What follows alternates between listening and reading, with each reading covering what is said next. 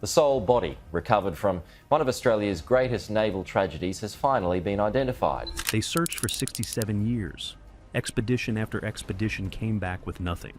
Then, in 2008, a dive team finally sent cameras 2 miles down to the wreck of the HMAS Sydney. Today marks 80 years since the sinking of the HMAS Sydney during the Second World War, along with the deaths of all 645 sailors on board. Within minutes of the footage appearing on the monitors, the mission commander ordered a full evacuation of the dive site. No further exploration, no recovery attempts. Pull everything back immediately. So what exactly did they find down there that was so disturbing they had to shut the whole operation down? The cameras revealed over 80 shell holes ripped through armored steel, a bridge completely obliterated where 645 men once stood, lifeboats still locked in their racks, never launched, surrounded by human remains, an aircraft melted into an unrecognizable heap of fused metal, and evidence of a fire so intense, so fast, that the entire crew was trapped before they could even attempt to escape. This was not a shipwreck. This was a floating grave that had been sealed for nearly 7 decades. And what the footage revealed about how these men died was far worse than anyone had imagined. Here is the full story of the HMAS Sydney, the battle that erased 645 sailors from existence, and the bone-chilling discovery that forced the dive team to abandon their mission. The unsinkable warship. The HMAS Sydney was built to be unstoppable. We are talking about a 562-foot light cruiser constructed in Great Britain, armed with 8 6-inch guns that could shred enemy vessels from miles away. This ship could hit speeds over 32 knots, making it one of the fastest warships in the entire Pacific. And get this, before November 1941, the Sydney had already proven itself in combat, winning a celebrated victory in the Mediterranean that turned its crew into national heroes. So, here is the deal. When this ship set sail on what would become its final voyage, escorting a troop carrier back toward Australia, the men on board had every reason to feel invincible. They were veterans. They were heavily armed. They were sailing through waters they believed were completely safe. But someone was watching them, and what they had planned would turn this crew into ghosts. The wolf in sheep's clothing. While the Sydney cruised through the Indian Ocean, a German vessel called the Cormoran was lurking in the same waters. Here's the catch. The Cormoran was not a warship. It was a converted cargo freighter, 538 feet long, deliberately disguised to look like a harmless merchant vessel. The Germans had painted fake company logos on the hull. They flew neutral flags. They carried forged papers identifying the ship as a Dutch freighter called the Straat Malacca. But here's the deal. Hidden behind fake wooden walls along the deck were 6 powerful cannons, torpedo tubes, and over 300 naval mines. The Cormoran was a raider, a predator designed to get close to its targets before revealing its true nature. Think about that for a second. A wolf dressed as a sheep, waiting in open water for something, invaluable to wander by. On the afternoon of November 19th, 1941, the two ships spotted each other roughly 100 miles off the coast of Western Australia. Captain Joseph Burnett of the Sydney grew suspicious. Something about the distant vessel did not sit right with him. Standard protocol said, keep your distance. Use your superior firepower to interrogate from safety. Launch your aircraft for reconnaissance. Burnett did none of that. Instead, he made the worst decision in Australian naval history. He moved closer. The fatal approach. For reasons that naval historians still argue about today, the Sydney closed the gap until it was barely 1,000 yards from the Cormoran. At that range, even small caliber weapons become lethal. The Germans could not believe what was happening, and get this. For over an hour, the two ships exchanged messages using signal lights and flags. The Sydney kept demanding a secret code word to verify the Cormoran's identity.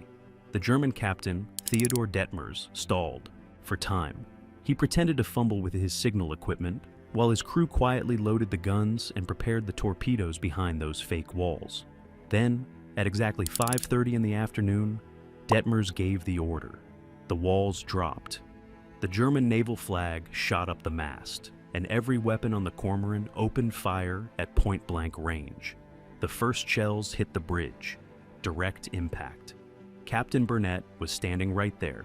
In 3 seconds, every senior officer on the Sydney was probably gone. Before the crew could even process what was happening, a German torpedo slammed into the hull just below the forward gun turrets. Massive explosion, immediate flooding. The ship started dying before the battle even really began. But here's the deal. The Sydney fought back. 30 minutes of hell. What happened next was one of the most savage close-range naval engagements of World War II. The Sydney was dying, water pouring in, bridge destroyed, command structure obliterated, and somehow, the crew still managed to score hits on the Cormoran's engine room, sparking fires the Germans could not contain. For roughly 30 minutes, both ships tore each other apart, shells ripping through steel, fires erupting across both decks, men dying by the dozen. It was chaos, pure chaos. Eventually, the Sydney turned away and started drifting south. Flames covered the entire vessel. Survivors on the Cormoran described it as a floating torch against the darkening sky. The Germans abandoned their sinking ship and escaped in lifeboats. They watched from the water as the Sydney disappeared into the night, still burning, still drifting, still carrying 645 souls. Not a single man from the Sydney was ever seen alive again. But when they finally found the wreck 67 years later, they discovered exactly why. If you want to see what the cameras found 2 miles down, hit subscribe now, because the footage they brought back is going to haunt you. The impossible search. Here's the catch. After the Sydney vanished, the only people who knew what happened were the German survivors. Their accounts were the sole testimony, and for decades, those accounts were met with suspicion. Accusations of war crimes, theories about Japanese submarines, whispers that the Germans were hiding something terrible. Without the wreck, nobody could prove anything. The Sydney had simply vanished. Finding it became an obsession. The Australian government launched expedition after expedition. All of them failed. The search area was enormous. The ocean was over 2 miles deep. The technology just was not there. Then David Mearns showed up. Mearns was already one of the most successful shipwreck hunters in history. In 2008, he raised the funding, assembled cutting-edge deep-sea sonar equipment, and headed into the Indian Ocean.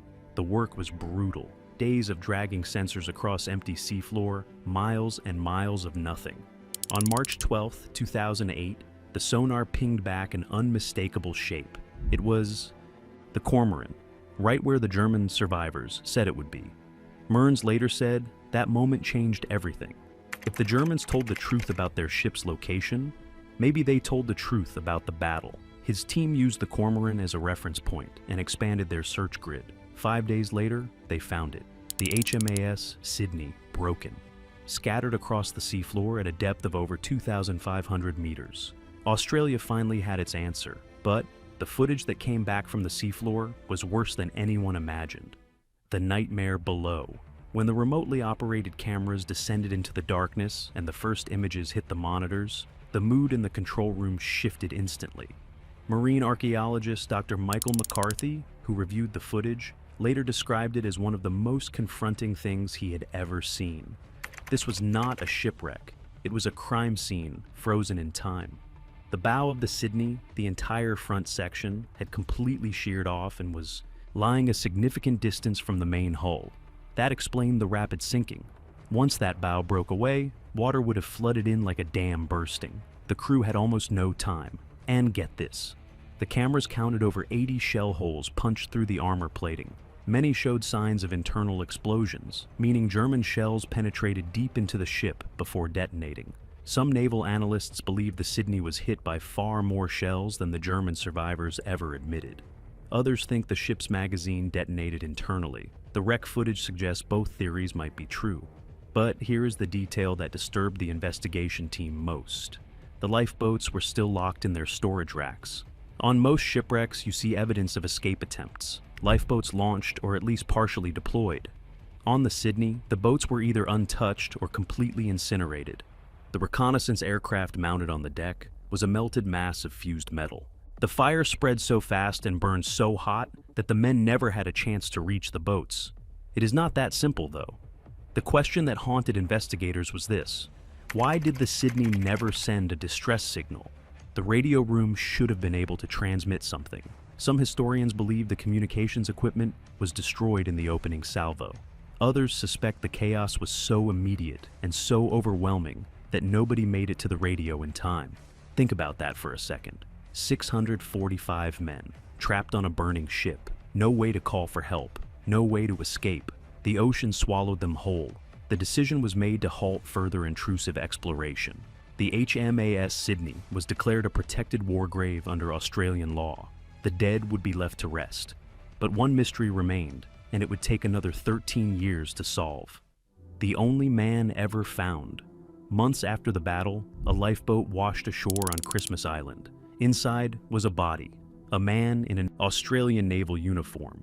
No identification, no way to know who he was. For 80 years, he remained anonymous, just a body in a uniform. No name, no family to notify, no answers. Then, in 2021, advanced DNA testing finally provided an answer. His name was Thomas Ninnis Clark. Here's the deal. Thomas Clark made it off the burning ship. He found a lifeboat.